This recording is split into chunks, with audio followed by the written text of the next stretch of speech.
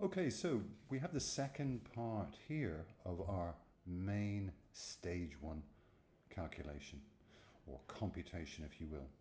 So as we said, this is the area where we bring into play the chargeable amount that we saw above, which was basically the value of the transfer less any exemptions, okay?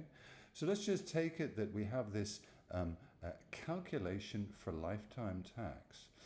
We see here the chargeable amount. That's the first thing that goes into this section of the pro forma. And indeed outside of that, and we'll see a little bit later on, we'll go into a little bit more detail on this NRB, the nil rate band. Now I'm hoping you've done a little bit of homework in terms of this particular chapter and this area, the NRB, because the NRB is important. It's important to us because it's large, and indeed the examiner is going to play with it.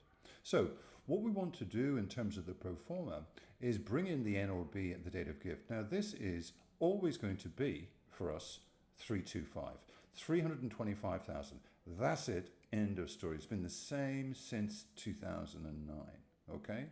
So that's our starting point. But what we must extract from the NRB is any CLTs in the previous 7 years. So we're talking about a gift here in lifetime. This is our stage one calculation.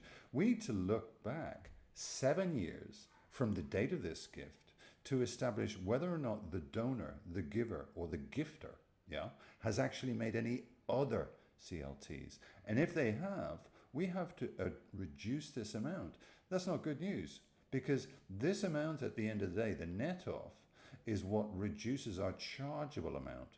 So really, the more that the individual has done in the 7 years prior to the gift, the more of a problem that this individual has. So in essence, we're left with a scenario whereby we have the chargeable amount, bring in the NRB, less any CLTs in the previous 7 years, net that off to give us, in effect, the taxable amount. It should really say here, taxable amount. Now in this particular case, we'll see, and this again, very, very important to us in this stage one comp, on the basis that the, excuse me, the transferee is paying, we simply tax at 20%.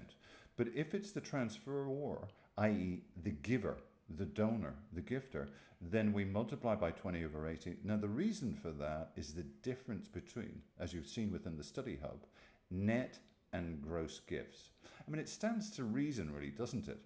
In this particular case, what we're doing in effect is sort of grossing up with the tax, because we're saying out of the transferor's estate came this gift plus now the tax on top. So that's why we have to treat this in effect as a net gift, whereas here with the transferee, i.e. let's say the trustees paying, it's actually a gross gift.